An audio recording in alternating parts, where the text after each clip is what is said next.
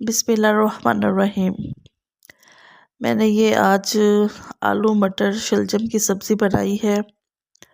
और आजकल सर्दियों का मौसम है तो यही चंद एक सब्ज़ियाँ हैं।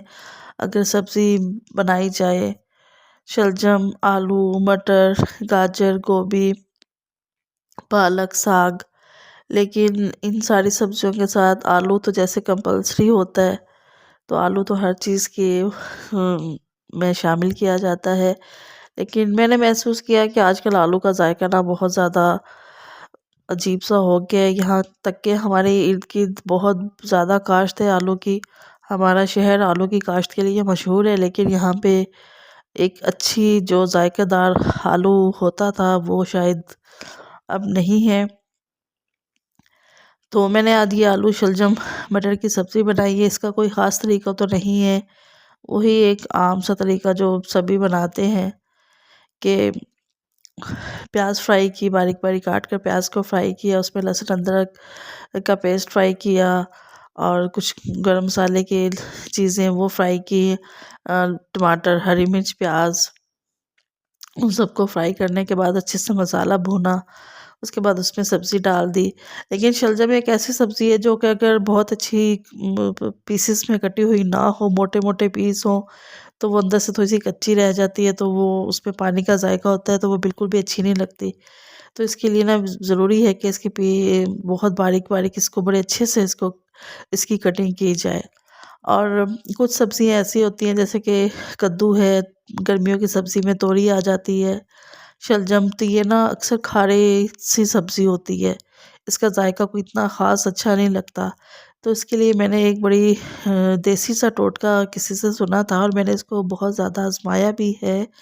वो ये कि जब इसको सब्ज़ी को गलने के लिए रखो तो इसमें ना तीन एक चंद 3-4 दाने चीनी के या के हस्बे मतलब कि सब्ज़ी की मकदार के मुताबिक सिर्फ एक चुटकी चीनी की डाल दी जाए, चंद एक दाने चीनी के, तो उससे सब्ज़ी का खारापन दूर हो जाता है। लेकिन ये नहीं कि आप चम्मच भर के डाल दें कि सालन ही मीठा हो जाए, क्योंकि कुछ आलू भी कुछ ऐसे होते हैं जो मिठास होती है उनमें।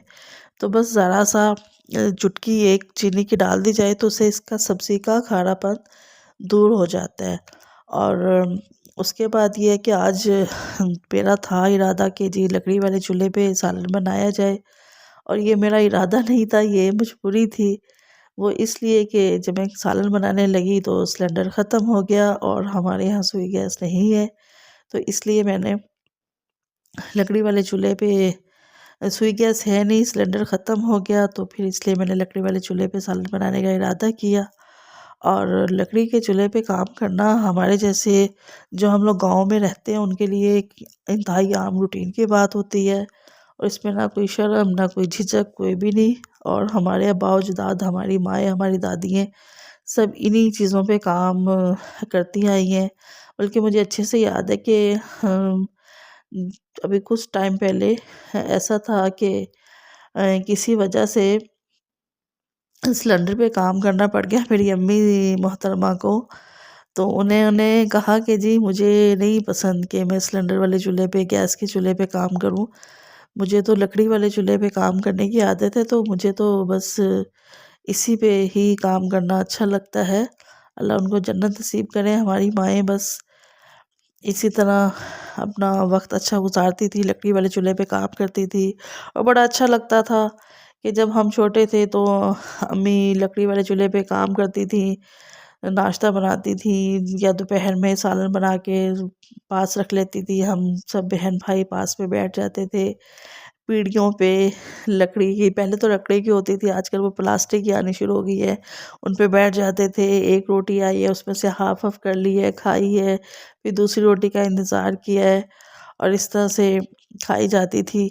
तो वो बड़ा एक अच्छा माहौल होता था गाँव के मुताबिक, और बड़ा खुशगवार एहसास होता था। अब वो दौर नहीं, वो वक्त नहीं, वक्त के तकाज़े बदल गए हैं।